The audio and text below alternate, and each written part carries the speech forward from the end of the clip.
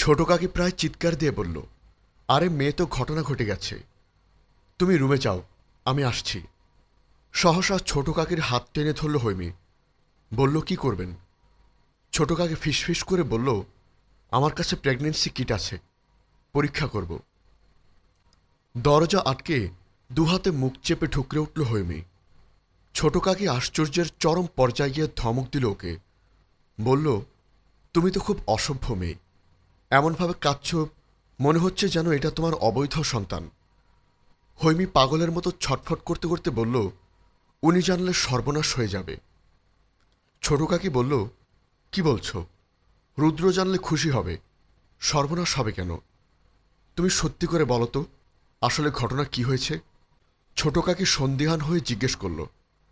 উপায় না পেয়ে হৈমি তাকে দেয়া রুদ্রের শর্তের কথা বলে দিল কাকিকে। এছাড়াও রুদ্র কখনো কোনো সন্তান চায় না, সেই সম্পর্কেও জানালো সব সব ঘটনা শুনে পুরো বিষয়টা বুঝতে পারল ছোট কাকি।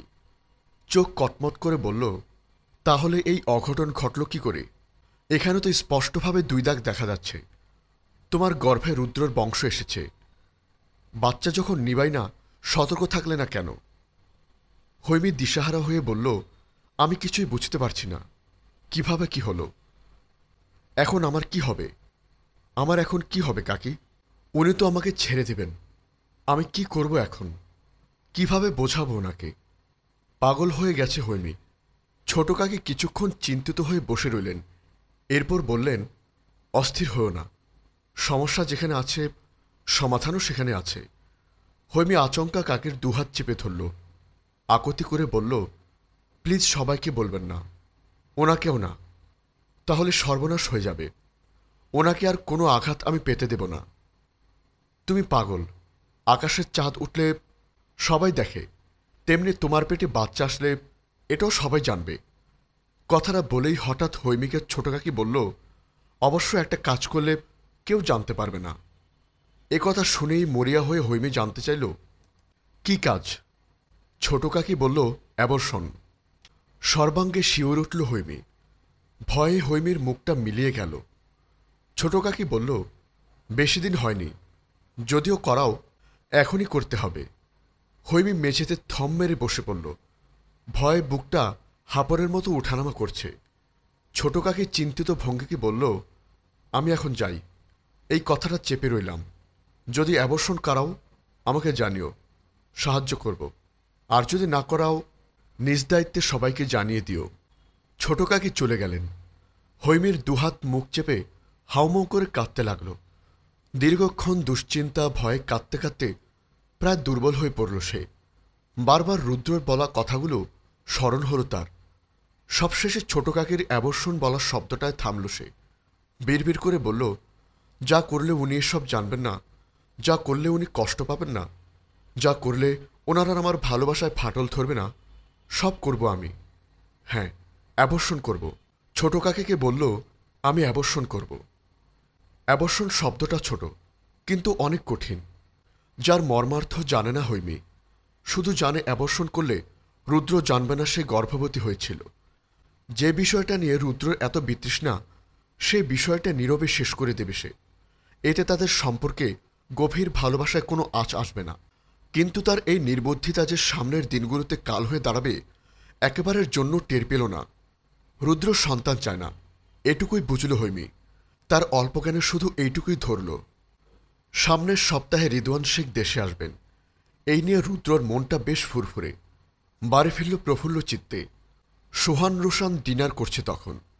রুদ্রকে ফিরতে দেখে ছোট কাকি বেরিয়ে এলেন। নিজের ঘর থেকে দাদি বেরোতে বেরোতে বলল, রুদ্র এসেছ?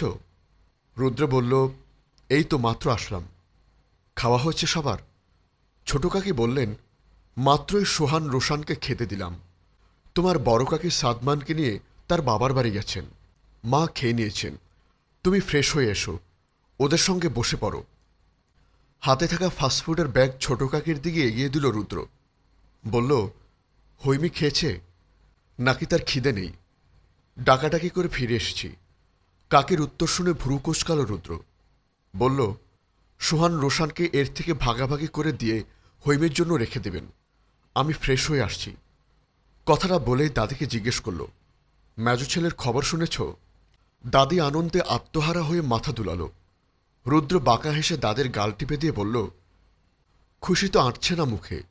দাদি বলল, হয়েছে, যা তাড়াতাড়ি হাত মুখ ধুয়ে আয়। তোর সাথে খাবে বলে মনে হয় হৈমি অপেক্ষা করছে। মাথা দুলিয়ে উপরে চলে গেল রুদ্র। রিনা দীর্ঘশ্বাস ফেলে ডাইনিং রুমে ফিরে গেল। বিড়বিড় করে বলল, কি যে আছে কপালে। ভীতগ্রস্ত হয়ে শুয়ে আছে হৈমি। রুদ্র এসে লাইট জ্বালাতেই আতকে উঠল। টের পেয়ে ভ্রু কুঁচকে ফেলল রুদ্র। অভয় দিয়ে বলল, আমি। সহসা উঠে বসল হৈমি। প্রচণ্ড জড়তা নিয়ে ওড়না ঠিক করতে শুরু করল। রুদ্র ধীর পায়ে বিছানার একপাশে বসে স্বস্তির নিঃশ্বাস নিল। মৃদু হেসে বলল, শাওয়ার নিব, তোয়ালে টি শার্ট ট্রাউজার বের করে দাও। টু শব্দ করল না হৈমি। নিঃশব্দে উঠে গেল। ভীষণ রকম অবাক হল রুদ্র। আন্দাজ করল মন খারাপ কিনা, তাই জিজ্ঞেস করল হৈমিকে, মন খারাপ? রুদ্রর চাওয়া অনুযায়ী সব বের করে ঠাঁই দাঁড়িয়ে রইল হৈমি। দৃষ্টি মেঝেতে স্থির। রুদ্র পকেট থেকে মোবাইল ওয়ালেট বের করে বিছানায় রাখল। হ্যান্ডওয়াচ খুলতে খুলতে বলল, আমার কিছু করার নেই হৈমি, তোমাকে এক রাতের জন্য ছাড়তে পারব না। নড়ে চড়ে ঢোক গিলল হৈমি। নিজেকে স্বাভাবিক রাখার প্রাণপণ চেষ্টা করল। ক্ষীণস্বরে বলল, নিন। এগিয়ে এলো রুদ্র। প্রগাঢ় চোখের দিকে তাকিয়ে ঠোঁট এগিয়ে কপাল স্পর্শ করল। হৈমির দেহ কেঁপে উঠল। রুদ্রর কেন জানি মনে হল এই কম্পন তীব্র ভয়ের। কিন্তু ভয়ের তো কিছুই ঘটেনি। তাহলে তার কেন এমন মনে হচ্ছে যে হৈমির তীব্র ভয়ে জর্জরিত হয়ে আছে? হাফ নিঃশ্বাস ছেড়ে সহসা হৈমির হাতে থাকা জিনিসগুলো নিয়ে বাথরুমে ঢুকে গেল। রুদ্রশ্বাস ছাড়ল হৈমি। থরথর করে কাঁপতে লাগল সে। কপাল বেয়ে ঘাম নিঃসৃত হল। বুকটা হাঁপড়ে ওঠানামা করছে অবিরত। কি হবে, কি করবে সে? ফ্রেশ হয়ে রুদ্র বেরিয়ে তার সঙ্গে নিচে যেতে বলল। হৈমি যেতে রাজি হল না। বাধ্য হয়ে চাপা ধমক দিয়ে নিয়ে যাওয়া হলো তাকে। কিন্তু খেতে বসার পর খাবারগুলো গলা দিয়ে নামছে না। ছোট কাকি সব গুছিয়ে দিয়ে চলে গেছে। তার প্রিয় সিরিয়াল শুরু হয়ে গেছে। আপাতত টিভির সামনে বসা ছাড়া তাকে কোথাও দেখা যাবে না। আজকের খাবারের মেনুতে ভাজা পোড়াই বেশি। আলু ভাজা নিয়ে নাড়াচাড়া করছে হৈমি। রুদ্র খাওয়ার ফাঁকে খেয়াল করে ভাজা মাছটার পেটি তুলে দিল হৈমির প্লেটে। হৈমি বাধা দিতে নিলে চোখ গরম করল সে। মৃদু ধমক দিয়ে বলল, খেয়ে নাও, এই বাহানা কবে কমবে? এই যে দিলাম পুরোটা শেষ করবে, নত আজ তোমার একদিন কি আমার একদিন। হৈমির নীরবতা এমনিতেই ভালো ঠেকছিল না। এরপরও খাবার খেতে অনীহাটা রুদ্রর রাগ বেড়ে গেল। সে নিজের খাওয়া বাদ দিয়ে একদৃষ্টিতে তাকিয়ে রইল হৈমির দিকে। হৈমি অনেক চেষ্টা করে দুবার মুখে দিল খাবার। মাছ দিয়ে মুখের সামনে নিতেই আষ্ঠে গন্ধে পেটের ভিতর মুচড়ে দিল। ঠিক এই গন্ধটাই বাড়ি ফেরার পর পেয়েছিল, যার কারণে ওভাবে বমি করল সে। এখনও তেমনটাই হবে নাকি? ভয় শিউরে উঠল হৈমি। আতঙ্কিত মুখে তাকালো রুদ্রর দিকে। রুদ্র ইশারা করল খেতে।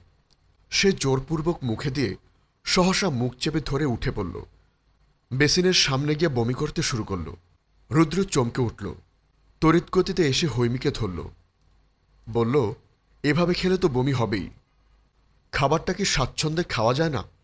তোমাকে কি পচা আবর্জনা খাওয়াচ্ছি? হৈমির চোখ বেয়ে অশ্রু গড়াল। রুদ্র বিরক্ত হয়ে চোখ মুখ কুঁচকে বলল, ওকে খেতে হবে না। বাইরের খাবার তুমি বেশি কমফোর্ট তো, তাহলে সেগুলোই খাও। বলতে বলতে ছোট কাকিকে বলল হৈমির জন্য আনা ফাস্টফুডগুলো দিতে। এরপর হৈমিকে বলল চোখ মুখে পানি দিয়ে রুমে যেতে। ছোট কাকি যাওয়ার পথে হৈমির সঙ্গে কথা বলতে গিয়ে থেমে গেল। রুদ্রর নজর তাদের দিকে ছিল, তাই খাবারগুলো দিয়ে ফিসফিস করে বলল, সুযোগ পেলে আমাকে কল বা মেসেজ করো। রুদ্র বাড়ি থাকাকালীন আলাদা করে কথা বলা মানে মহাবিপদ। গুটিসুটি হয়ে শুয়ে আছে হৈমি। রুদ্র লাইট অফ করে দিয়ে ডিম লাইট জ্বালিয়ে দিল। পাশে এসে আলগোছে জড়িয়ে ধরল হৈমিকে। ঘাড়ে নাক ডুবিয়ে ভরাট স্বরে বলল, যখন বললাম চলে আসতে, তখন তো এতটা নারাজ বুঝিনি। বুঝলে জোর করতাম না। কথা বলো আমার সঙ্গে হৈমি। বুকটা ধরাক করে উঠল হৈমির। শরীরটা পাথরের মতো শক্ত করে রইল। রুদ্র অনুভব করল নিগুড়ভাবে। বলল, কাল রেখে আসব, মায়ের কাছে একদিন থাকার অনুমতি দিলাম। এবারে নিশ্চয়ই মুখে কথা ফুটবে। সহসা হৈমি বলল, সত্যি? কিঞ্চিত রাগ হল রুদ্রর। চট করে নরম ঘাটটায় আলতো করে কামড় বসালো। মুচড়ে উঠল হৈমি। রুদ্র তাকে আরও নিবিড় আলিঙ্গনে আবদ্ধ করতে বলল। এবার খুব খুশি, তাই না? মাথা ঝাঁকালো হৈমি। মনে মনে কিঞ্চিত স্বস্তি পেল। রুদ্রর দিকে ফিরে তাকিয়ে বলল, আপনি রাগ করবেন না তো? একদিন অনুমতি দিয়েছি, সময় অনুযায়ী চলে এলেই রাগ করব না। রুদ্রর চুলে হাত বুলালো হৈমি। রুদ্র চোখ বুজে ফেলল। যেভাবে মাথা টিপলে রুদ্রর ঘুম হবে, হৈমি সেভাবে ঠিক মাথা টিপে দিতে লাগল। সত্যি একসময় ঘুমিয়ে পড়ল সে। আর হৈমি টের পেয়ে আলগোছে উঠে মোবাইল খুঁজতে লাগল। খুঁজে পাওয়ার পর বাথরুমে ঢুকে কল করল ছোট কাকিকে। সকাল সকাল হৈমিকে নিয়ে খানমঞ্জিলে চলে এলো রুদ্র। ঘণ্টা দুয়েক দেরি করে পুনরায় ফিরে এলো নিজ নিবাসে। নিজের বাড়ি এসে ভয় বিপদ অনেকটাই কেটে গেল হৈমির। হ্যান্ডস্পার থেকে তড়িৎ গতিতে ছোট কাকির দেওয়া কাগজটা বের করল, যেখানে স্পষ্ট লেখা আছে কোন ট্যাবলেট খেলে গর্ভপাত হয়। সব নিয়মকানুনও লিখে দিয়েছেন কাকি। এবার শুধু ওষুধগুলো আনার পালা। তীব্র ভয় বুকে চেপে দুপুরে টিশার সঙ্গে দেখা করতে যাচ্ছে। 1 ঘন্টা সময় কাটিয়ে ফিরে আসবে, এই বলে বেরিয়ে গেল হৈমি। ফার্মেসিতে গিয়ে ছোট কাকিকে কল করল। কাঁদো কাঁদো হয়ে বলল, আমার খুব ভয় করছে। ছোট কাকি বলল, এত ভয় পাও কেন? সামান্য একটা বিষয়, এখানে ভয় পাওয়ার কি আছে? শোনো, রোশান হওয়ার 7 মাসের মাথায় অ্যাক্সিডেন্টলি আমিও গর্ভবতী হয়েছিলাম। একদিকে পাজে সোহান, অপরদিকে বাচ্চা রোশান। এদের সামলেই আমার শারীরিক অবস্থার অবনতি হয়েছিল। 7 কেজি থেকে নেমে ওজন নামল 46 কেজিতে। আরেকটা ছানা এলে নির্ঘাত আমার জান বেরোবে। এই ভয়ে তোমার কাকা শ্বশুর ডাক্তারের সঙ্গে পরামর্শ করে এই ওষুধগুলো এনে দিয়েছিল। মাত্র 29 দিনের ভ্রূণ ছিল, তেমন কষ্ট হয়নি। এসব বলেই হৈমিকে আবার বলল, অত ভয় পেলে এসব করার কি দরকার? ফিরে যাও। সহসা হৈমি বলল, না না, ভয় পাচ্ছি না। তাহলে ফার্মেসিতে থাকা লোকটাকে ফোন দাও, আমি বলে দিচ্ছি ঔষধের নাম। তুমি কাগজটা ওনাকে একবার দেখাও, আর আমার সাথে ফোন ধরিয়ে দাও। ফেরার পথে অস্বাভাবিকভাবে বুক কাঁপল হৈমির। বাড়ি ফিরে গিয়ে রুমের দরজা আটকে ওষুধ হাতে বসে রইল দীর্ঘক্ষণ। মাতৃত্বের কোনো অনুভূতি তার মধ্যে কাজ করছে না। অথচ এই মেয়েটাই ছোট থেকে সবাইকে বলে বেড়াতো আমার মা হওয়ার খুব শখ। একদিন তো রুদ্রকেও বলেছিল, মা হওয়ার প্রতি অনেক ঝোঁক আমার। আমি যে কবে মা হব। শুনুন, আমার আর পড়াশোনার দরকার নেই। যতটুকু জানি তাতে বাচ্চাদের 7-8 পর্যন্ত পড়াতে পারবো। সংসার সামলে রোজ বাচ্চাদের নিয়ে স্কুলে দৌড়ানোর খুব স্বপ্ন আমার। কবে যে সেটা পূরণ হবে, সেই অনুভূতি কোথায় হারিয়ে গেল হৈমির। আজকাল বুঝি অনুভূতিরাও রূপ বদলায়। বুকটা ভাঙা নদীর মতো হয়ে গেল যেন। বিদঘুটে কান্নার দলারা পাকিয়ে এলো। সিদ্ধান্ত নিল রাতে খেদে এটা খাবে। তাই সবকিছু গুছিয়ে রাখল। যদি বেশি রক্তপাত হয় সে কথা মাথায় রেখেও ব্যবস্থা নিয়ে রেখেছে হৈমি। হঠাৎ হৈমি অনুভব করল সে অনেক বেশি সাহসী হয়ে গেছে। শুধু ভয় পাচ্ছে রুদ্র জেনে যাবার। এক রুদ্র ছাড়া আর কিছুতেই ভয় হচ্ছে না। রুদ্রর ভয় এতটাই তটস্থ যে কতবার পাপ করতে যাচ্ছে এটুকু হুঁশ নেই তার। এদিকে সোহান রোশান 2 ভাই দাবা খেলছে। তাদের পাশেই বসে টিভি দেখছিল রিনা। হঠাৎ হৈমির কথা মনে পড়ল তার। তাই চটপট ফোনটা নিয়ে মেসেজ করল হৈমিকে। সে মুহূর্তেই ভিতর ঘর থেকে ডাক এলো দাদির। সোহানের মা আছো নাকি ওখানে? এইদিকে আসো তো। আমার ছোট্ট বোনের নাম্বারটা খুঁজে পাইনি, খুঁজে দিয়ে যাও। রিনা তৎক্ষণাৎ উঠে গেল। এরপরেই বাড়ি এলো রুদ্র। আবিরের সঙ্গে অনেকদিন পর আড্ডা দিতে গিয়েছিল সে। চিন্তা ছিল বাইরে ডিনার করবে আজ, কিন্তু ডিনার করা হলো না। এর কারণ ছোট কাকি। রুদ্র বরাবরের সন্দেহবতিক মানুষ। হৈমির সঙ্গে তার সম্পর্ক এখন স্বাভাবিক, মোটামুটি সুখী দম্পতি বলা যায়। ভালোবাসারও কমতি নেই, কিন্তু ওই যে কালো অতীত, সেই অতীতটার জন্যই এই সুখের সম্পর্কে ফাঁক রেখেছে সে। নিজের স্ত্রীকে পূর্ণ নিজের নিয়ন্ত্রণে রাখে সে, সেটা হোক সকলের অগোচরে কিংবা সম্মুখে। বোকা হৈমি হয়তো রুদ্রকে এখনও পুরোপুরি চিনতে পারেনি। হৈমির পার্সোনাল ফোন যেখানে ইউজ করা নিষেধ, সেখানে এবারের আসার পর হৈমির ফোন, ফেসবুক, হোয়াটসঅ্যাপ সমস্ত কিছু স্বাচ্ছন্দ্যে ইউজ করেছে, কারণ হৈমির ফোন সহ সমস্ত মাধ্যমই রুদ্রর কন্ট্রোলে। এই সত্যিটা হৈমি জানে না, রুদ্র ব্যতীত কেউ জানে না। আবিরের সঙ্গে আড্ডার ফাঁকে হঠাৎই রুদ্র নিজের ফোনে থাকা বিশেষ অ্যাপে ঢুকল, কারণ আজ হৈমি বাবার বাড়িতে গেছে তাকে ছাড়া। তাই এই সুযোগে সে কার সঙ্গে কথা বলছে এ বিষয়ে সন্দিহান হয় রুদ্রর। সেই সন্দেহ থেকেই বিশেষ অ্যাপটি ঢোকার পর দেখে একটি নাম্বারে আজ হৈমি বেশ কয়েকবার কল করেছে, কথাও বলেছে বেশ কয়েক মিনিট। এরপর আচমকাই মনে হলো নাম্বারটা তো তার পরিচিত, কিন্তু এটা তো সূচনা বা মাহেরের নাম্বার নয়, দাদিরও নয়। ভাবতে ভাবতেই সহসা খেয়াল হলো এটা তো ছোট কাকের নাম্বার। রুদ্র সন্দেহান মনে সন্দেহের পাহাড় তৈরি হয় নিমেষেই। ছোট কাকি হৈমিকে দু চোখে সহ্য করতে পারে না, হৈমিও খুব একটা পছন্দ করে না।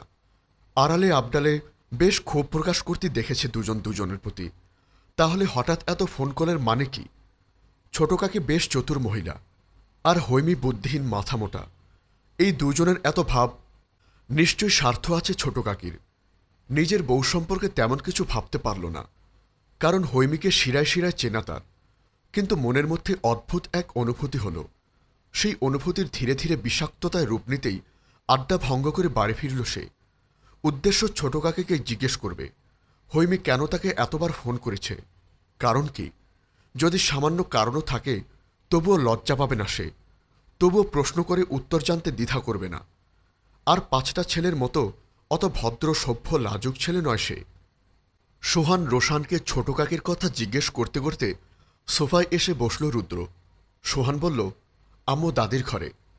রুদ্র ভুলবশত রিনার ফোনের উপর বসে পড়েছে, তাই কিঞ্চিত সরে গিয়ে ফোনটা বের করে পাশে রাখতেই সহসা নজর পড়ল স্ক্রিনে। হৈমির নাম্বার থেকে একটা দীর্ঘ মেসেজ এসেছে। সন্দেহ মাত্রা তীব্র হল রুদ্রর। ভ্রু কুচকে উদ্বিগ্ন মনে পুরো মেসেজটা রয়ে শুয়ে পড়ল সে। মুহূর্তেই বুক কেঁপে উঠল তার। চোখ দুটো বিস্ফোরিত হয়ে নিভে গেল। চোয়ালদয় হল ক্রমশ কঠিন। নিজের চোখকে বিশ্বাস করতে পারছে না সে। যে মেসেজটা সে পড়ল, এটা যদি সত্যি হয় তাহলে এ মুহূর্তে ছোট কাকির সঙ্গে বোঝাপড়া করতে যাওয়াটা ভুল হবে। শরীরটা অবশ হয়ে এলো রুদ্রর। একবার মাইন্ড স্ট্রোক হয়েছিল তার। সেটা স্মরণ করে উত্তেজনা কমানোর চেষ্টা করতে করতে গাড়ির চাবি নিয়ে তৎক্ষণাৎ বেরিয়ে পড়ল। 15-20 মিনিটের পর মাত্র 7 মিনিটে শেষ করল সে। কলিং বেল না বাজিয়ে দুহাত মুষ্টিবদ্ধ করে দরজায় আঘাত করল পরপর। মাহের এসে দরজা খুলে দিতেই রুদ্র কোনো দিকে না তাকিয়ে ভেতরে ঢুকে গেল। মাহেরের রুদ্রর এমন আচরণ হকচকিয়ে গেল। রুদ্র বিচলিত হয়ে বলল, হৈমি কোথায়? মাহের বলল, কি হয়েছে রুদ্র? হৈমি খাবার খাচ্ছে, তুমি এমন করছো কেন? তোমার শরীর কি খারাপ লাগছে?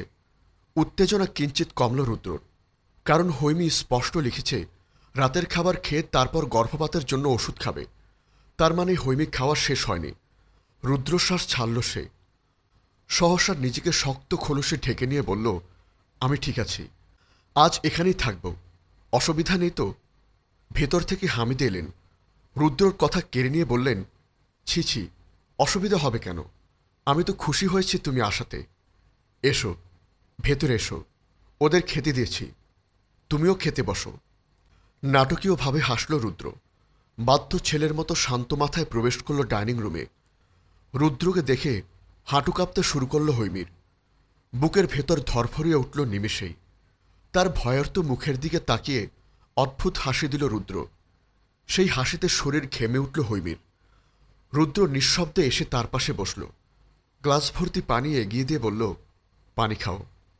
হৈমির ভয়ের তাড়নায় পুরো পানি শেষ করল। সূচনা হামিদা যত্ন নিয়ে রুদ্রকে খাওয়ালো। পেট পুরে খেয়ে হৈমির আগেই বেডরুমে ঢুকে গেল রুদ্র। রুদ্র রুমে ঢোকার পর ঝড়ের বেগে রুমে এলো হৈমি। বালিশের নিচে রাখা মেডিসিনগুলো রুদ্রর আড়াল করতে বিছানায় তলায় রাখল। বাথরুম থেকে বেরিয়ে রুদ্র বলল, আমার উপস্থিতির জন্য খুব অসুবিধা হয়ে গেল, তাই না? চমকে উঠে ফিরে তাকালো হৈমি। রুদ্র কণ্ঠস্বর এতটা ভীতি সৃষ্টি করল মনে যে ঢোক গিলল ঘন ঘন। জোরপূর্বক হাসার চেষ্টা করে আমতামতা করে বলল, কই, আমি তো খুশি হয়েছি। তাচ্ছিলতার সহিত হেসে ভ্রু বাঁকিয়ে এক পা করে এগিয়ে এলো রুদ্র। ঢোক গিলে এক পা করে পিছিয়ে বিছানায় বসে পড়ল হৈমি। রুদ্র যখন তার খুব কাছাকাছি চলে এলো, হৈমীর শ্বাস প্রশ্বাস প্রায় বন্ধ হতে লাগল। কারণ রুদ্রর ভয়ার্ত রক্তিম চোখ দুটো ধকল সে সহ্য করতে পারল না। থরথর করে কাঁপতে লাগল, তিরতির করে ঘামতে লাগলো শরীরটা। রুদ্র ঘাড় ডান দিক বাম দিক বাঁকিয়ে আচমকা হৈমীর দিকে ঝুঁকল। হৈমী কেঁদে দিয়ে পিছিয়ে যেতে যেতে দেয়ালের সাথে ঠেকে গেল। হাঁটু ভর করে রুদ্র এগিয়ে এলো। অতি নিকটে এসে ফাঁপা স্বরে বলল, বাচ্চাটা কার? চোখ বড় বড় করে শ্বাস আটকে শক্ত মূর্তির মতো বসে রইল হৈমী। বাচ্চাটা বৈধ, রাইট? হৈমী নিরুত্তর, দেহ কাঁপানো ছাড়া যেন আর তার কিছুই করার নেই। রুদ্র বলল, ও আমার তো। হৈমীর চোখ উপচে অশ্রুধারা, বুক ওঠানামা করছে হাঁপড়ের মতো। তীব্র ভয়ে স্তব্ধ চোখে তাকিয়ে আছে রুদ্রর বিভৎস মুখটার দিকে। রুদ্র আবারও বলল, আমি ওকে চাইনি ঠিক। ও এসেছে নিশ্চয়ই তোমার ভুলে। এর মানে কি তুমি ওকে মেরে ফেলবে? অবিশ্বাস, ঘৃণার দৃষ্টিতে তাকিয়ে রুদ্র। হৈমী কিছু বলতে উদ্যত হতেই রুদ্র সহসা ওর শ্বাসনালী চেপে ধরল শক্ত হাতে। হাত পা ছোড়াছুড়ি করল হৈমী। রুদ্র ভয়াবহ এক চিৎকার করে বলল, সত্যি করে বলো ও কার? আমার তো। কোন সাহসে, ঠিক কোন সাহসে তুমি এত বড় সিদ্ধান্ত নিলে বলো? রুদ্রর করা চিৎকার শুনে ছুটে এলো হৈমী, সূচনা, মাহের। দুজনকে এরূপ অবস্থায় দেখে মাহের নিজের সমস্ত শক্তি দিয়ে রুদ্রর পিঠ চাপতে ধরল। সূচনা গিয়ে ধরল হৈমীকে। রুদ্র হৈমী গলা ছাড়তেই সে বড় বড় করে শ্বাস নিল। কয়েক পল পর সূচনার গায়ে বমি করে দিল হৈমী। হামিদা এই অবস্থা দেখে ঠুকরে উঠল। মাহের তীব্র ক্ষোভে ফেটে পড়ল। রুদ্রর গায়ে হাত তুলতে গেলে রুদ্র তার হাত আটকে শান্ত গলায় বলল, আজ যদি সূচনা আপনার সন্তান মেরে ফেলতে চাইত, আপনি কি করতেন মাহের? রুদ্রর এহেন প্রশ্নে বুক কেঁপে উঠল মাহেরের। যেখানে তারা একটি সন্তানের জন্য মরিয়া হয়ে আছে, সূচনা পাগল প্রায়, সেখানে সন্তান এলে মেরে ফেলার প্রশ্ন আসবে কেন? মাহের কিছু বলতে পারল না। রুদ্র চিৎকার করে বলল, আপনার বোন প্রেগনেন্ট, হৈমী প্রেগনেন্ট, আর আমি জানি না। জানি না আমি। ও আমাকে না জেনে নিজ তাগিদে এই ওষুধগুলো কিনে এনেছে। নিচু হয়ে বিছানার নিচ থেকে ওষুধগুলো বের করল রুদ্র। হামিদার হাতে সেসব ধরিয়ে দিয়ে বলল, আপনি তো মা, জানেন আপনার মেয়ে আমার অংশকে মেরে ফেলার জন্য এসব কিনে এনেছে। রুদ্রর দিকে অবিশ্বাস্য চোখে তাকালো হামিদা। রুদ্রর দেওয়া ওষুধগুলো হাতে নিয়ে হৈমীর দিকে স্তব্ধ চোখে তাকিয়ে রইল। মাহের অধৈর্য হয়ে হৈমীকে বলল, রুদ্র এসব কি বলছে? তুমি সত্যিটা বলো। রুদ্রর ক্রোধ যেন গাঢ় হল। সে চিৎকার করে বলল, আমি ওকে রাখব না, ওর সঙ্গে সংসার করব না।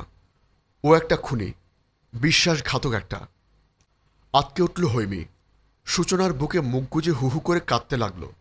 হামিদা ছুটে এসে ধরল ওকে। মুখ বাঁকিয়ে বলল, রুদ্র যা বলেছে তা কি সত্যি?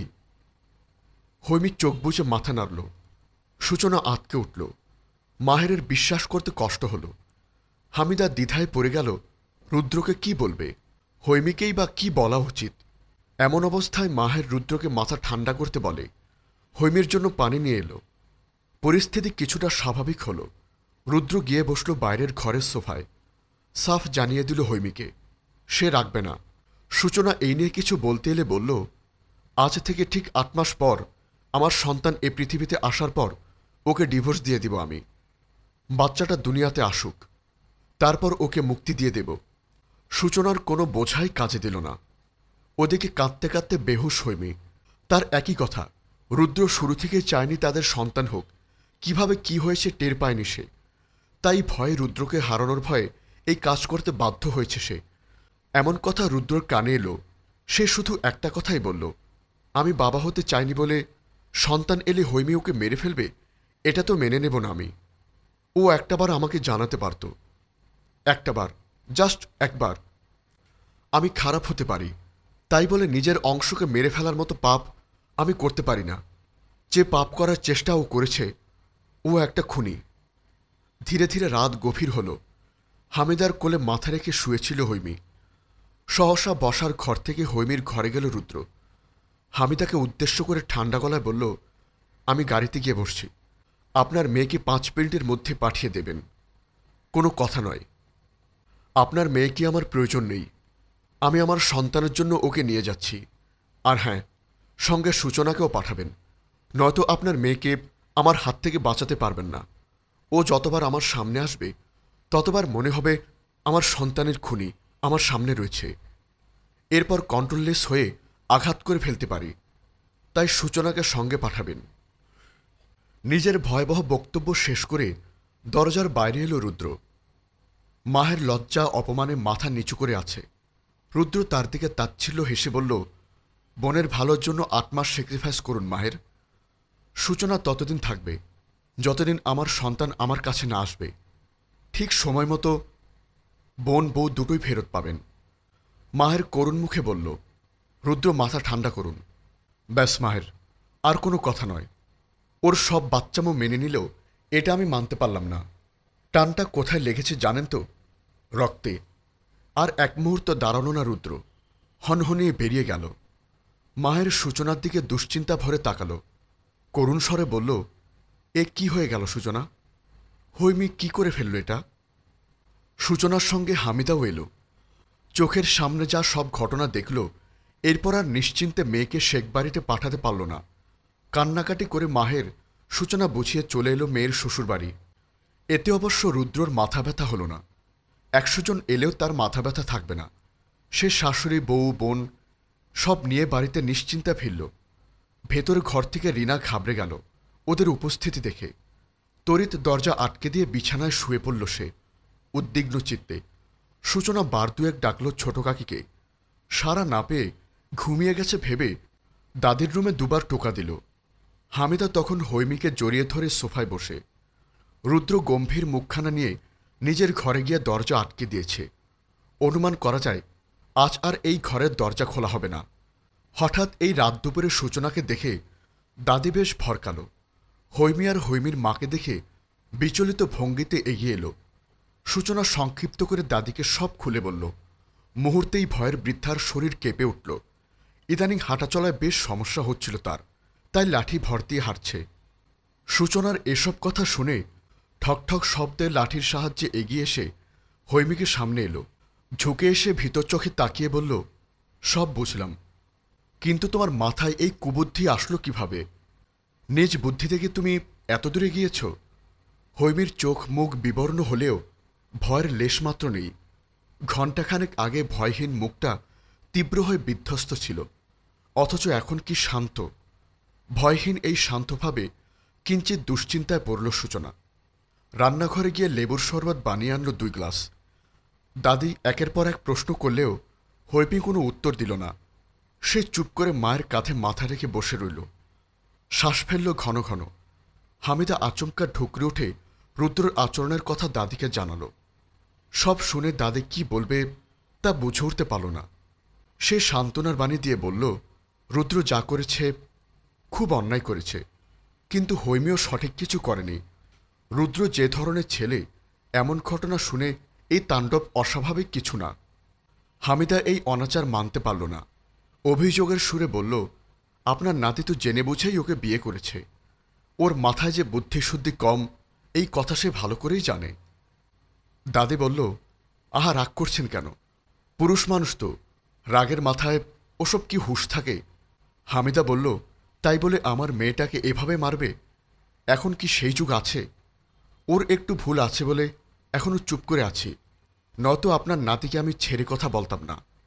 তাকে বলে দেবেন যে আমরা তার কাছে মেয়ে দেইনি। আমার সহজ সরল মেয়েটাকে ভুলিয়ে ভালিয়ে বিয়ে করেছে আপনার নাতি, না জানি কোন উদ্দেশ্যে। যা সব দেখছি বুঝছি, এতে তো আমার মাথায় ধরছে না কিছুই। দাদি কিঞ্চিত বিরোধিতা করে বলল, এমন ভাবে ভুলিয়ে ভালিয়ে বলছো যে শিশু বাচ্চাকে বিয়ে করেছে। যে বয়সে হৈমির বিয়ে হলো এই বয়সে আমি এক বাচ্চার মা ছিলাম। বাকি কথা বলতে পারল না দাদি। আরও একবার কলহ বাজবার ভয়ে সূচনা থামিয়ে দিয়ে বলল, দাদি তুমি ভাইয়ার দিকে টেনে কথা বলো না। তুমি হয়তো জানো না, ভাইয়া হৈমিকে বিয়ের সময় শর্ত দিয়েছিল কোনোদিন বাচ্চা নেবে না। হৈমি ভাইয়াকে ভালোবেসে এই শর্ত মেনে নিয়েছে, কিন্তু অ্যাক্সিডেন্টলি বাচ্চা এসে গেছে। ভাইয়াকে ও কতটা ভয় পায় ভাবো। ভয় আর ভালোবাসা থেকে ওর ছোট্ট মাথায় এই চিন্তা এসেছে। কিন্তু আমি ভাবছি ও এত বড় পদক্ষেপ একা একা নিল কিভাবে? কারো সাহায্য তো অবশ্যই নিয়েছে। এ পর্যন্ত বলে হৈমির দিকে তাকালো সূচনা। শাশুড়িকে শরবত দিল সে, সেটা খেল না, টি টেবিলে রেখে দিল। হৈমিকে শরবত দিয়ে বলল, এটা খেয়ে নাও, তারপর সত্যি করে বলো কার সহায়তায় তুমি এটা করেছ। হৈমি শরবতটি হাতে নিল না, সূচনার দিকে এক পলক চাকিয়ে চোখ ফিরিয়ে নিল। দোতলার একপাশে কান খাড়া করে সমস্ত কথাই শুনল রুদ্র। সূচনার প্রতিটি কথাই তার কর্ণকুহরের তীক্ষ্ণতার সঙ্গে প্রবেশ করল। সূক্ষ্ম নজরে তাকিয়ে রইল হৈমির দিকে। হৈমি সূচনার প্রশ্নটিকে সম্পূর্ণ অগ্রাহ্য করল। মাথা ধরে বলল, আমি ঘুমাবো আম্মু। দাদি বুঝল শরীর খারাপ লাগছে ওর। সূচনাও ধাতস্থ হল। আরও একটি চিন্তায় পড়ল, রুদ্র তো ঘরের দরজা বন্ধ করে দিয়েছে, হৈমি শোবে কোথায়? এই চিন্তা মাথায় আসার পর দোতলায় তাকাতেই চমকে উঠল। রুদ্র থম মেরে তার দিকেই তাকিয়ে। সূচনা ঢোক গিলে হৈমিকে বলল, আমার ঘরে গিয়ে ঘুমাও আজ, ভাইয়া তো রেগে আছে, রাগ কমলে ওর ঘরে যেও। সূচনাকে সমর্থন করে হৈমিকে নিয়ে সূচনার ঘরে গেল হামিদা। মা মেয়ে একসঙ্গে শুয়ে পড়ল। হৈমি মায়ের সঙ্গে একটি কথাও বলল না, নিঃশব্দে চোখ বুজল। মস্তিষ্কে মাথাচাড়া দিয়ে উঠল তখনকার ঘটনাগুলো, রুদ্রর বলা প্রতিটি বিষাক্ত কথাগুলো। দিশাহারা বুকটায় চিনচিন করে উঠল কেবল একটি প্রশ্ন, ভালোবাসা কোথায়? রাত পেরিয়ে সকাল হল। ঘুম ভাঙতেই মাকে বসা অবস্থায় পেল হৈমি। শুষ্ক মুখটায় মলিন হাসল সে। আচমকা বলল, খেয়ে দিয়ে বাড়ি চলে যাও আম্মু, ভাবি এখানে, ভাইয়ার একা একা কষ্ট হয়ে যাবে। হামিদা বলল, চলে যাব মানে? তোকে একা রেখে চলে যাব আমি? এটা অসম্ভব। ওই গুন্ডাকে এক বিন্দুও ভরসা করি না আমি। এখন বুঝেছিস তো কেন আমি ওর সঙ্গে তোকে বিয়ে দিতে চাইনি? তুই নিজের পায়ে নিজে কুড়াল মারলি কেন? তোর ভবিষ্যৎটা অনিশ্চিত হয়ে গেল। স্বামী সুখ নেই, উন্মাদ স্বামী, এর পরেও অল্প বয়সে গর্ভবতী হলি। চিন্তায় আমার প্রেশার বাড়ছে।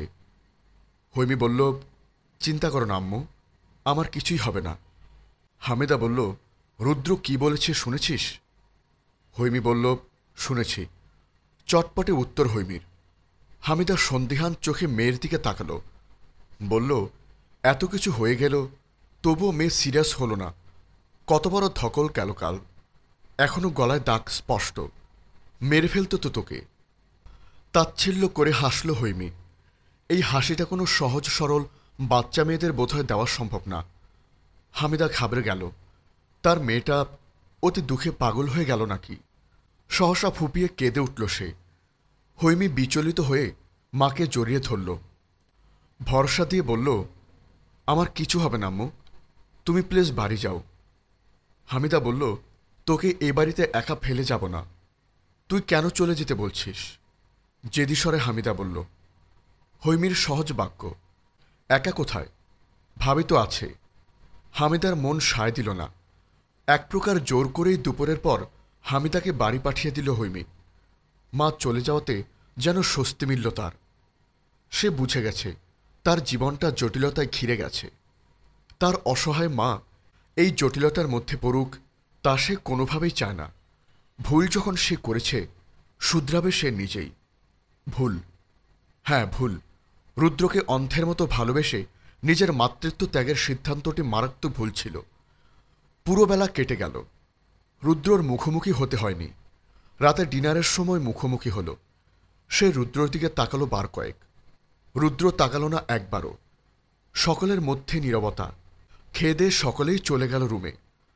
খাওয়ার সময় হঠাৎ দাদি বলছিল, তোমার মাথায় কুবুদ্দিখানা কে ঢুকিয়েছিল? বললে না তো। সহসা হৈমির চোখ গেল ছোট কাকি রিনার দিকে।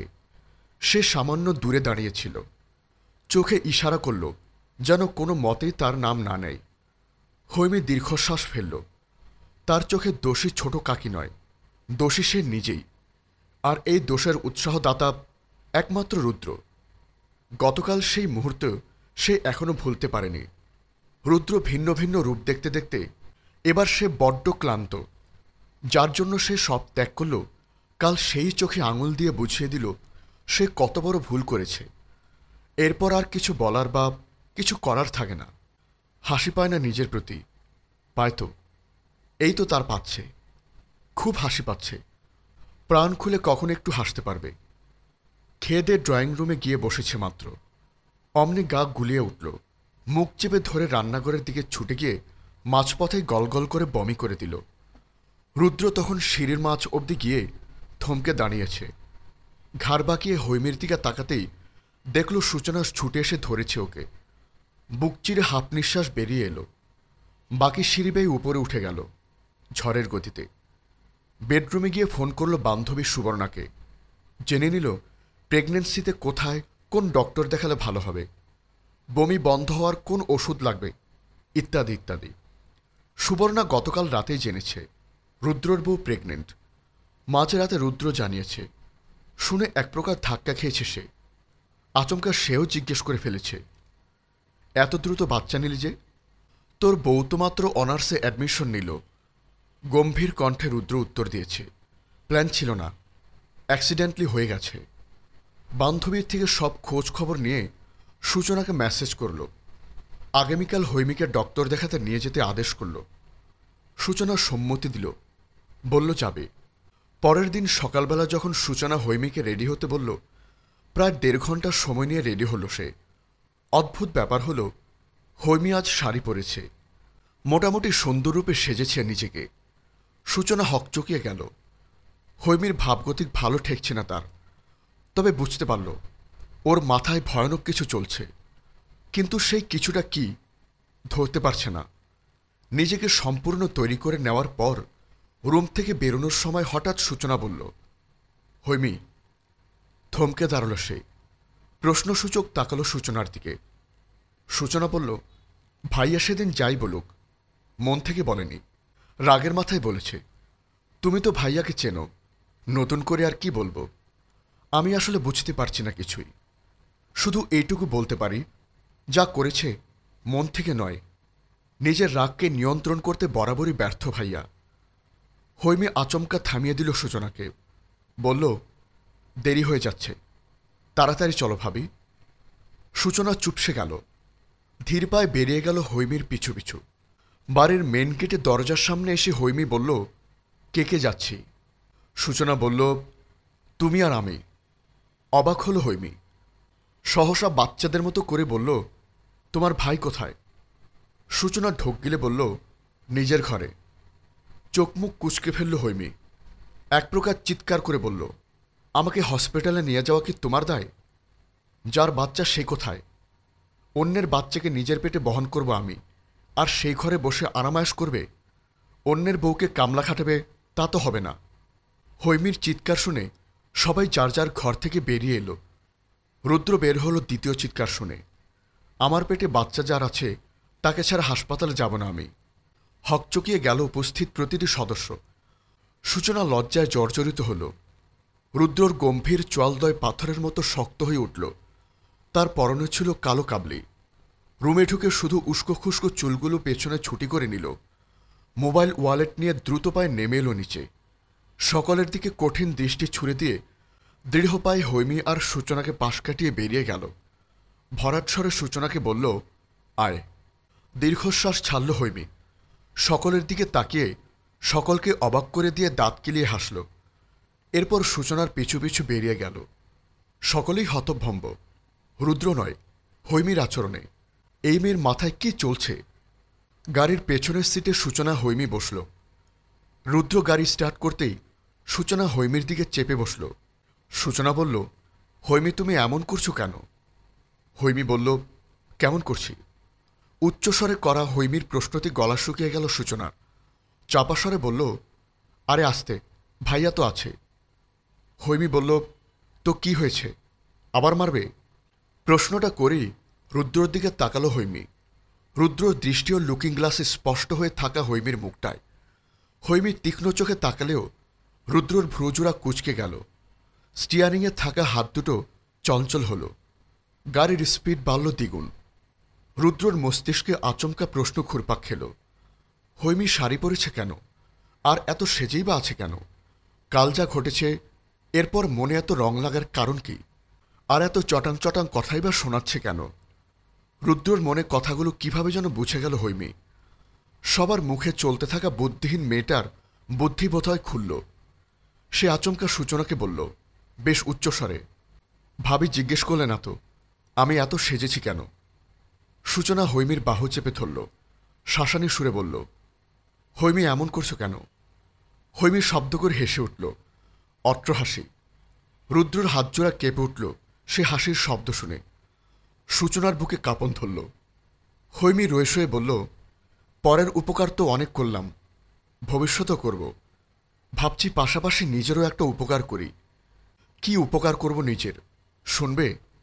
সূচনা কাঁদো কাঁদো হয়ে ভাইয়ার কঠিন মুখটা দেখে নিল। হৈমির দিকে অসহায় চোখে তাকিয়ে মাথা নাড়িয়ে অসম্মতি জানাল, অর্থাৎ সে শুনবে না। হৈমি খিলখিল করে হাসতে লাগল। হাসতে হাসতে পেটে ব্যথা লাগল তার। সূচক শব্দ করে রুদ্রর দিকে তাকাল। ড্রাইভিংয়ে মনোযোগচ্যুত হয়েও হল না রুদ্রর। তড়িৎ সামনে নিল নিজেকে। ডক্টর দেখিয়ে একরাশ দুশ্চিন্তা মাথায় নিয়ে বাড়ি ফিরল রুদ্র আর সূচনা। অথচ দুশ্চিন্তার মূলে থাকা মানুষটি নিশ্চিন্তে গিয়ে সোফায় বসল, গুনগুন করে গান গাইল, আঁচল নাচাতে শুরু করল অবিরত। ঠোঁট টিপে হাসছেও সে। তার হাসির কারণটি হচ্ছে সে যে গাইনিকে দেখিয়েছে তিনি তাকে দেখে জিজ্ঞেস করেছেন, প্রেগনেন্ট? হৈমি লাজুক হেসে মাথা নেড়েছে। ডক্টর তীক্ষ্ণ চোখে তাকিয়ে বলেছে, টাঙ্গাইল জেলায় অল্পবয়সী বিবাহিত মেয়ে, বাচ্চার অভাব নেই। এই ছোট ছোট শিশুরা নাকি আরেক শিশুর জন্ম দেবে। রুদ্রশ্বাস ছাড়ল ডক্টর মহিলা। পিটপিট করে তাকিয়ে হৈমি জিজ্ঞেস করে বসল, কেন, অন্য জেলায় বুঝি আমার বয়সী মেয়েদের বিয়ে হয় না? হৈমির প্রশ্নটি পছন্দ হল না তার। বাড়তি কথা বলতেও আগ্রহ পেল না। ক্ষীণস্বরে শুধু জবাব দিল, এবছর গড়ে এই জেলাতেই এত বেশি সংখ্যা। ডক্টরের মুখে কথা বলার ভঙ্গি মনে করেই পেট চেপে হাসি পাচ্ছে হৈমির। সে তার সমস্যাগুলো নিয়ে মোটেই বিচলিত নয়। বাচ্চা হওয়ার সময় যদি সে মরে যায়, মরবে, শুধু বাচ্চাটা বাঁচলেই হলো। এরপর মরে ভূত হয়ে রুদ্র কেমন সুখী জীবন কাটায়, হাসি যেন তার ধরল না মুখে। লম্বা শ্বাস টেনে বিড়বিড় করল, মরে গেলে তো এমনিতেই সব চুকে যাবে, যদি না মরি কিভাবে সব চুকাব? ওই নিষ্ঠুরটাকে কিভাবে শাস্তি দেব? ওকে যে আমি খুব ভালোবাসি। রক্তে হিমোগ্লোবিন কম হৈমির। বর্তমানে গর্ভবতী নারীদের এই সমস্যাটি প্রকট হয়ে দাঁড়িয়েছে। তাই মেডিসিন লিখে কোন কোন খাবার এমত অবস্থায় প্রয়োজন সেসব বিষয়ে আলোচনা করা হয়েছে। রুদ্রকে বারবার করে বলে দেওয়া হয়েছে এখন থেকেই যেন হৈমির প্রতি যত্ন নেওয়া হয়, নয়তো ডেলিভারির সময় বিভিন্ন সমস্যায় পড়তে হবে। সূচনা হৈমির প্রেসক্রিপশন, রক্ত পরীক্ষার রিপোর্ট চেক করতে করতে হৈমির পাশে এসে বসল। রুদ্র গম্ভীর মুখে তীক্ষ্ণ দৃষ্টি দ্বারা হৈমির দিকে তাকিয়ে রইল কয়েক পাল। ওই হাসি খুশি মুখটা বড্ড অশান্তি দিচ্ছে তাকে। চিন্তায় চিন্তায় রুদ্রশ্বাস ছাড়ল আচমকা। আশপাশে তাকিয়ে কাউকে না পেয়ে নিজেই চলে গেল ডাইনিং রুমে। এক গ্লাস পানি পান করে সূচনাকে ডাকল হাঁক ছেড়ে। হাতে থাকা কাগজপত্র পাশে রেখে সূচনা ছুটে গেল ভাইয়ের কাজে। রুদ্র তাকে জিজ্ঞেস করল, পানি খাবি? সূচনা বলল, না ঠিক আছি। তাহলে এটা গিয়ে ওকে দিবি, পিপাসা না লাগলেও খেতে বলবি, কথা না শুনলে ধমক দিবি, এরপর কাজ না হলে আমাকে ডাকবি। ঢোক গিল সূচনা। ভাইয়ের দিকে তাকালো গভীরভাবে। হাত বাড়িয়ে পানির গ্লাস নিল সন্তপর্ণে। কয়েকটি ভারী কি কথা শুনিয়ে দিল এক নাগারে। এটা কঠিন নয় ভাইয়া, তুমি যা করছো একদম ঠিক নয়। তোমার এই আচরণ সত্যি ওর জন্য প্রাপ্য নয়, তুমি ভুল করেছ। রুদ্রর দৃষ্টি কঠিন হতে শুরু করল। চোয়ালদয় ভারাক্কি। সূচনা নিজের অবস্থায় অবিচল থেকে বলল, তোমার আসল ভুলটা কি জানো? তুমি হৈমিকে ভালোবাসলেও সেটা প্রকাশ করতে পারো না, অথচ ওর প্রতি কতটা চটে গেছ সেটা ঠিকই প্রকাশ করে দাও।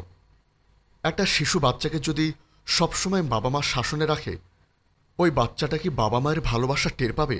কোনোদিন পাবে না। ভালোবাসা কখন টের পাবে জানো? যখন একবার শাসন করে দ্বিতীয়বার ভালোবেসে কাছে টেনে নেবে, কোনটা ভুল কোনটা সঠিক বুঝিয়ে দেবে।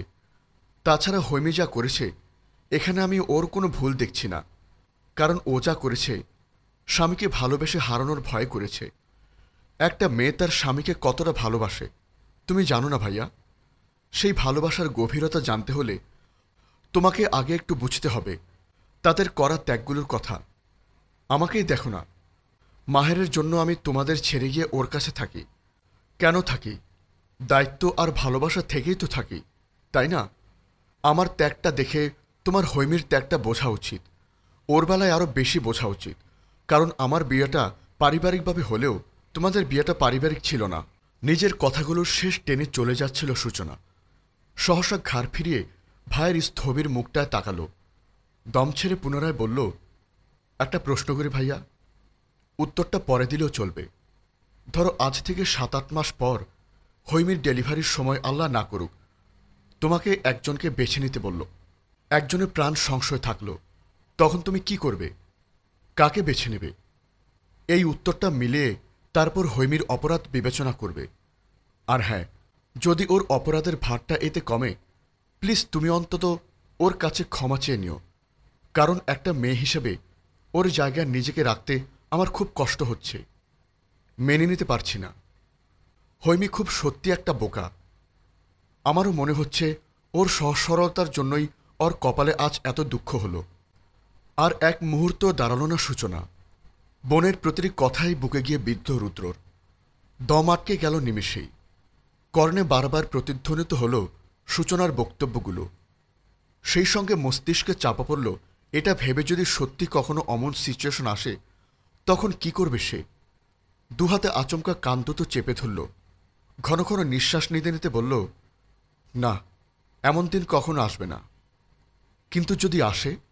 এ প্রশ্নের ভয়ে রুদ্র যেন মূর্ছে পড়ল। থমথমে মুখ নিয়ে বেরিয়ে এসে হৈমির দিকে তাকাল।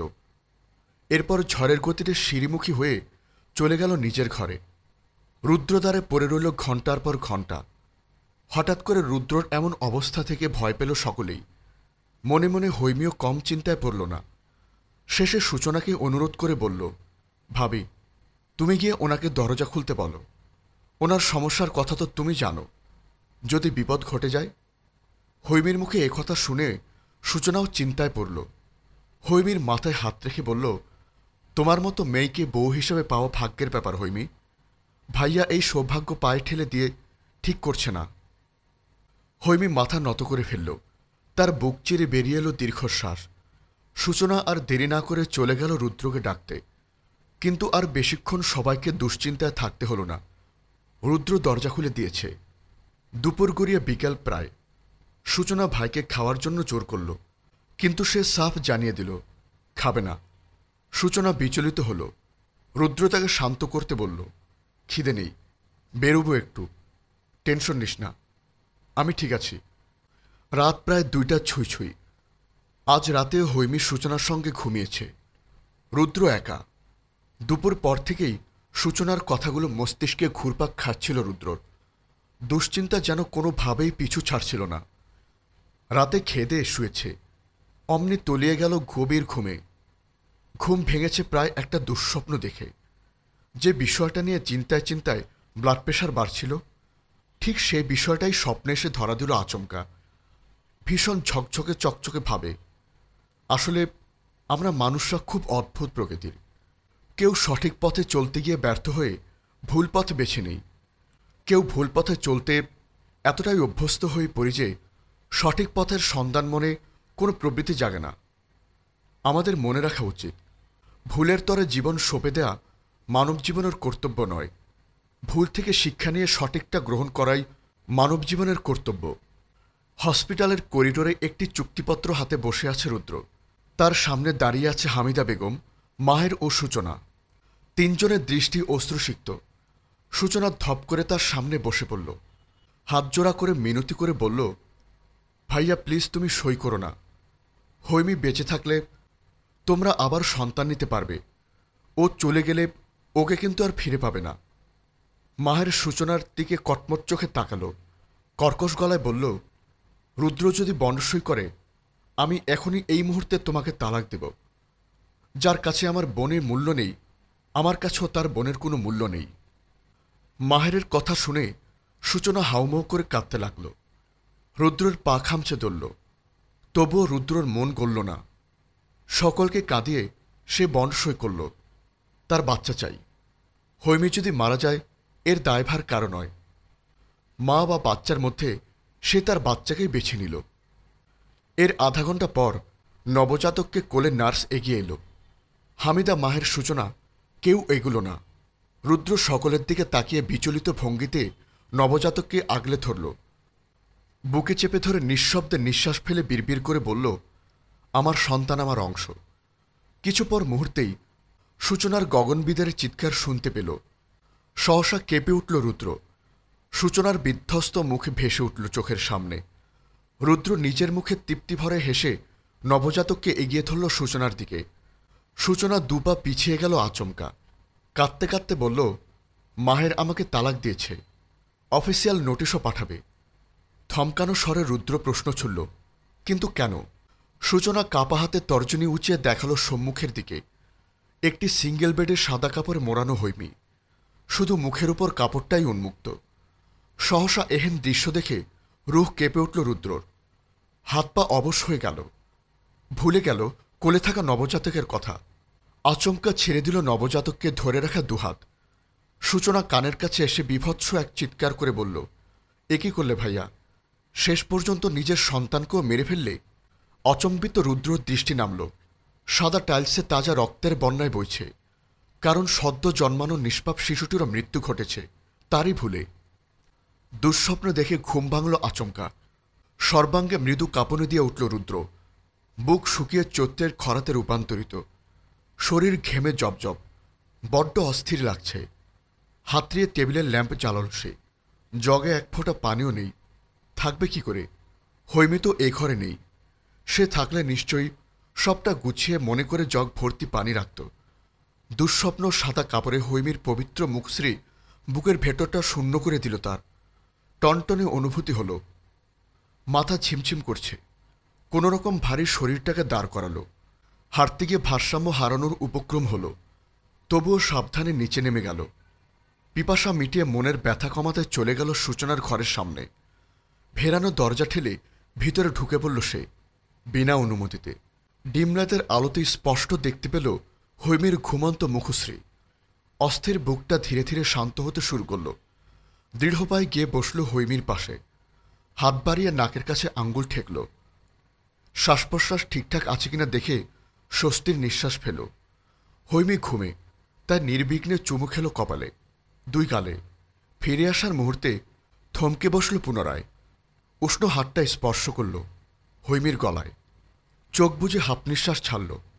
সূচনার দিকে তাকিয়ে সহজ গলায় উচ্চারণ করল, তোর প্রশ্নের উত্তরটা আমি খুঁজে পেয়েছি, কিন্তু উত্তরটা তোকে আমি দেব না, কাউকে দেব না। কারণ এতে আমি অপরাধী হয়ে যাব, ভয়ঙ্কর অপরাধী। তুই নিশ্চয় জানিস, অপরাধীর সঙ্গে কেউ সংসার করতে চায় না, অপরাধীকে কেউ ভালোবাসে না। কথাগুলো সহজভাবে বলল ঠিক, কিন্তু এর তাৎপর্য বুকের ভেতরে বিষাক্ত অনুভূতির জন্ম দিল। কারণ সে কোনোদিন তার ভুল স্বীকার করতে পারবে না। যদি স্বীকার করে, হৈমির চোখে মস্ত বড় অপরাধী হয়ে যাবে। কিন্তু স্বীকার না করেও যে অপরাধী হয়ে গেছে, এই বোধ তার মাঝে জাগ্রত হল না। অপরাধী স্বীকার করুক বা না করুক, সে সবসময় অপরাধী হয়ে থাকে। রুদ্র থতমত মুখে দাঁড়াল। ঠিক যেভাবে এসেছিল সেভাবে চলে যাওয়ার প্রস্তুতি নিল। প্রস্তুতি অনুযায়ী প্রস্থান করতে সক্ষম হল না। অদৃশ্য এক মায়ের জালে আটকে পড়ল আচমকা। মনের ঘরে প্রশ্ন জমল, আর পাঁচটা দম্পতির মতো তারা কি পারে না সুখী হতে? আর পাঁচটা দম্পতির মতো নতুন প্রাণের আগমনী বার্তা এলে তাদের মতো কি জটিলতা তৈরি হয়? হয় না। নিষ্ঠুর বাস্তবতা তার শৈশবে চাপা পড়েছে। এর কারণেই অংশীদার তার সন্তান কেন হবে? হৈমি বা দোষটা কোথায়? ভালোবাসা কি কখনো অপরাধ হয়? মেয়েটা তাকে ভালোবেসেছে, ভয়ঙ্করভাবে ভালোবেসেছে। তার মতো করে সে কি ভালোবেসেছে বা ভালোবাসতে পারবে? রুদ্র বেসামাল হৃদয় তিক্ত হয়ে দানা বাঁধল এক করুণ সত্যি, আত্ম উপলব্ধি সত্যি। সে স্বার্থপর, ভীষণ রকম স্বার্থপর। সময়ের বিবর্তনে পরিস্থিতির ভারে এতটা স্বার্থপর কিভাবে হয়ে গেল? আপন মনেই বড় বিস্মিত হয়ে জেগে উঠল। দৃষ্টিচোরা ঝাপসা হল। অজান্তেই আবার বসে পড়ল হৈমির পাশে। ভারী নিঃশ্বাস ফেলল ক্রমশ। বলিষ্ঠ ডান হাতটা ধীরে ধীরে এগিয়ে নিল। হৈমির উদর স্পর্শ করল সন্তপর্ণে। চোখ বুজে শ্বাস রোধ করে অনুভব করার চেষ্টা করল আরেকটা অপরাধীকে। হ্যাঁ, অপরাধী, যে পৃথিবীতে না এসেই বাবা মায়ের মধ্যে ঝামেলা লাগিয়ে দিয়েছে। সুশোষুলো ভাবনায় বুধ হতেই দু চোখের কার্নিশ বেয়ে কয়েক ফোঁটা অশ্রু গড়াল। ঠোঁট কামড়ে হাসল কিঞ্চিত। কয়েক পল হাত বুলালো উষ্ণ উদরে। চুমু খেতেও মুখ এগুলো। নড়াচড়া করে উঠল হৈমি। রুদ্র চট করে কামিজ ফালি উঠাল। ভেজা ঠোঁটে শব্দ করে চুমু খেল তলপেটে। আচমকা চোখ খুলল হৈমি। রুদ্র আর এক মুহূর্ত ব্যয় না করে ঝটপট রুম ত্যাগ করল। তরাক করে উঠে বসল হৈমি। খোলা পেটে হাত রেখে পলক ফেলল ঘন ঘন। নিঃশ্বাস ফেলল দ্রুত। পাশে তাকিয়ে ঘুমন্ত সূচনাকে দেখে নিল জহুরি চোখে। আশেপাশে সচেতন দৃষ্টি বুলিয়ে পুনরায় কাঁথা গায়ে শুয়ে পড়ল। কতক্ষণ পিটপিট করে মেকি হাসি হাসল চোখ বুজে। বিড়বিড় করে বলল, আপনি চলেন ডালে ডালে, আর আমি চলি পাতায় পাতায়। আপনি বোধহয় ভুলে গেছেন ঘুমন্ত হৈমি এতটা নিশ্চুপ থাকে না। ভাগ্যিস গভীর ঘুমায়নি। তাই তো আপনি রুমে প্রবেশ করার সাথে সাথে পারফিউমের ঘ্রাণে বুকটা টিপটিপ করে উঠেছে। গোপনে এসে এতগুলো আদর দিয়ে গেলেন। কি ধরনের মানুষ আপনি! ভালোবাসা প্রকাশের সৎ সাহসটাও নেই, অথচ ক্ষোভ প্রকাশের পূর্ণ সাহস রয়েছে।